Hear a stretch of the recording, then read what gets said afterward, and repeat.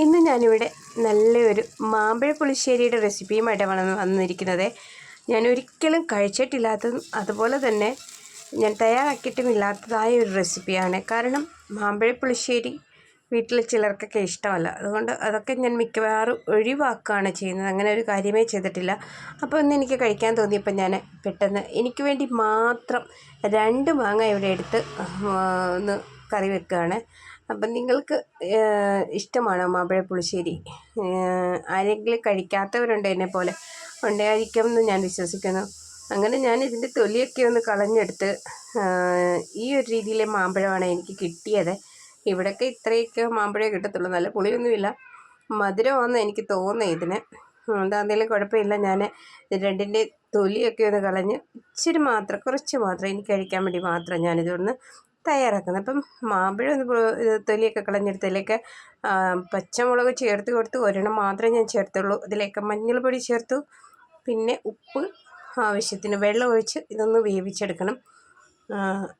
ചിലർക്ക് മാമ്പഴ പുളിശ്ശേരി ഭയങ്കര ഇഷ്ടമാണ്. അവർക്ക് ചോറ് കഴിക്കണമെങ്കിൽ ഒരു കറി മാത്രം മതിയായിരിക്കും. അപ്പോൾ ഇതിനി ഒന്ന് വേവിച്ചെടുക്കാം.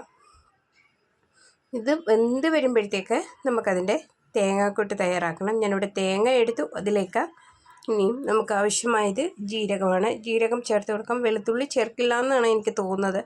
ഞാൻ എന്താണെങ്കിലും വെളുത്തുള്ളി ചേർക്കുന്നില്ല. ഞാനിവിടെ ജീരകം ഒന്ന് ചേർത്ത് കൊടുക്കാം. ജീരകം ചേർത്ത് കൊടുത്തു. ഇനി ഇതിലേക്ക് നേരത്തെ നമ്മൾ മഞ്ഞൾ ചേർത്ത്, പിന്നെ കുറച്ച് മാത്രം മഞ്ഞൾ പൊടി ചേർത്തു. മുളക് പൊടി വേണമെങ്കിൽ ചേർത്ത് കൊടുക്കാം, ഞാൻ ചേർത്തില്ല. പിന്നെ ഇത് എനിക്കിവിടെ ഒരു തെറ്റ് പറ്റി. ഞാൻ നല്ല ഹൈ ഫ്ലെയിമിൽ വെച്ചതുകൊണ്ട് കുറേയൊക്കെ പുറത്ത് പോയി അതിൻ്റെ വെള്ളം.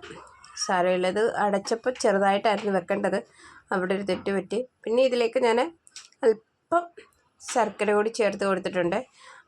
മധുരമൊന്നും നമുക്ക് ഇഷ്ടമല്ല എങ്കിലും ചേർത്ത് കൊടുത്തു. ഇനി നമ്മൾ അരച്ച് വെച്ച തേങ്ങാക്കൂട്ട് കൂടി ചേർത്ത് കൊടുത്ത് ഇനി അധികം തിളപ്പിക്കാതെ തന്നെ പെട്ടെന്ന് നമുക്ക് ചൂടാക്കി മാത്രം എടുത്താൽ മതി. ഇതിലേക്ക് തൈര് ചേർത്ത് കൊടുക്കണം. തൈര് ഞാൻ അധികം ഇവിടെ ചേർക്കുന്നില്ല. തൈര് ഒരു ശകലം മാത്രമേ ചേർക്കുന്നുള്ളൂ. തൈരല്ലേ നമുക്ക് വേണ്ടത്. അപ്പം ഇതിലേക്ക് ഞാൻ അല്പം തൈര് കൂടി ചേർത്ത് കൊടുത്ത് ഇനി ഇത് തീ ഓഫാക്കിയിട്ടാണ് ഞാൻ ഈ തൈര് ചേർത്തത്, അല്ലെങ്കിൽ അത് പിരിഞ്ഞു പോകും. അതുകൊണ്ട് തൈര് ചേർക്കുമ്പം തീ ഓഫാക്കിയിട്ട് ചേർക്കുക. ഇനി ഇതിലേക്ക് നമ്മുടെ കടുക് വറുത്ത് ചേർത്താൽ നല്ല സൂപ്പർ മാമ്പഴ പുളിശ്ശേരിയായിട്ട് നമുക്ക് ചോറിൻ്റെ കൂടെ കഴിക്കാൻ പറ്റും. സൂപ്പർ ടേസ്റ്റാണ് കേട്ടോ. അപ്പം മീൻ വറുത്തതോ പപ്പടമൊക്കെ ഉണ്ടെങ്കിൽ അതിൻ്റെ കൂടെ കഴിക്കാൻ നല്ല ടേസ്റ്റാണ്. അപ്പം ഞാൻ കടുക് വറുക്കാനായിട്ട് പാനിലേക്ക് എണ്ണ ഒഴിച്ച് കൊടുത്തു, കടുക് ഇട്ട് കൊടുത്തു. പിന്നെ നമ്മുടെ ചെറിയ ഉള്ളി അരിഞ്ഞതും കറിവേപ്പിലയും മുളകും, വറ്റൽമുളക് അതുകൂടി ചേർത്ത് നല്ല ഒരു ഫ്രൈ ആയി കിട്ടുമ്പം കറിയിലേക്ക് ഒഴിച്ച് കൊടുത്താൽ മാത്രം മതി.